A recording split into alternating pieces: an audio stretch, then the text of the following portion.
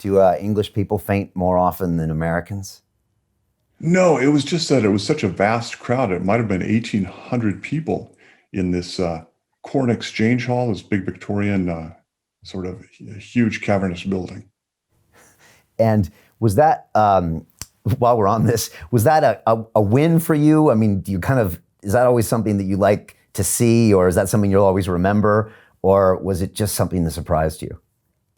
I am always trying to revisit, recreate the kind of strength that stories had when I was a child, stories that you would hear around a campfire, stories that would sort of completely terrify you and overwhelm you. And so anytime a short story can have any kind of a strong effect like that, whether it's people passing out or people weeping, I love to see 20 something people who have it so together. I love to see them start to cry, especially if they're young men.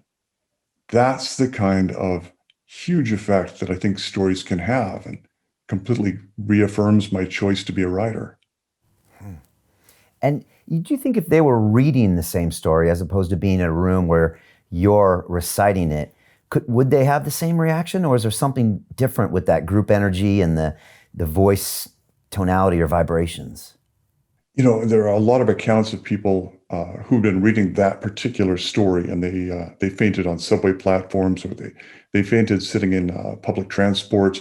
So I even saw a man standing in line at a book event waiting to get a book signed, and he was reading the story, and he fainted standing there in line. So the story seems to hold up.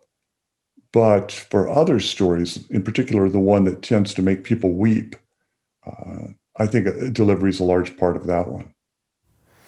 Yeah, I honestly recall moments in my life over the past 24 years where I was reading one of your books, and I remember looking up from the book and looking around and almost feeling like, I hope no one knows what I'm reading or thinking right now. You know, almost like I had to look over my shoulder as if someone was reading my mind, or even knowing what you were saying, that I might be shamed somehow.